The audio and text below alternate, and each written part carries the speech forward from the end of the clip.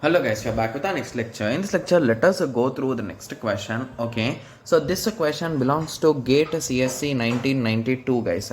The given question is a computer system has 6 tape drives with n processes competing for them. So they are saying there are some resources or drives. The number of them are 6, right?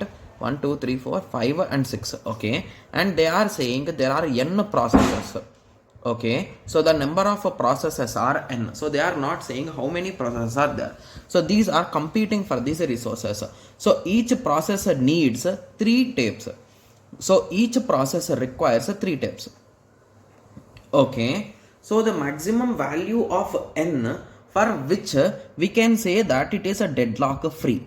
Okay, so whenever you are solving these type of questions, please follow a particular approach which I am saying guys, because this approach will be easy for you. So few faculty or few coaching academies, they might be saying you some tricks or formulas for these things, but I prefer it will be rather than it will be really easy if you try to understand the logic, right? Yes, how to exactly work with them, right? Yes, so let us learn that method only, right? Yes, okay, so let us start.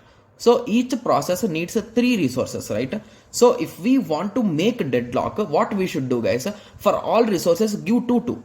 So if I give exactly 2 2, what will happen guys? So indirectly none of them will run, right? Yes. So what I will do is, so the first 2 I will give for one process, the next 2 I will give for one process, the next 2 I will give for one process. So when I am giving for 3 processes, indirectly all the resources have been used and each process is having exactly 2, means indirectly none of them will run, right? Because we need 3 tapes to start running. So we need one extra resource to make it deadlock free. So with the 3 processes it is deadlock, right? Yes. So what about 2 processes? I will give these 2 1, these 2 for 1, and these 2 are left free, right? So because we are talking about 2 processes only, so at this time these 2 can be given, one for this and one for this. So indirectly this is a deadlock free, right? Yes. So what did they ask in the question? They are asking what is the maximum value of n. So when I tested for 3 we got deadlock, so for 2 we got it is deadlock free. So the most probable answer will be A. Got it? Yes, these questions are really easy guys. So the only thing is you need to understand the question, like what exactly they are asking, how many tapes they are having, what is the requirement, how many processes are they having.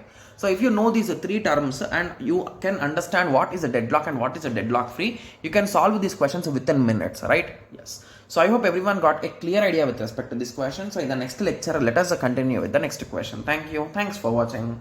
Like, share and subscribe for more awesome videos like this. Thank you.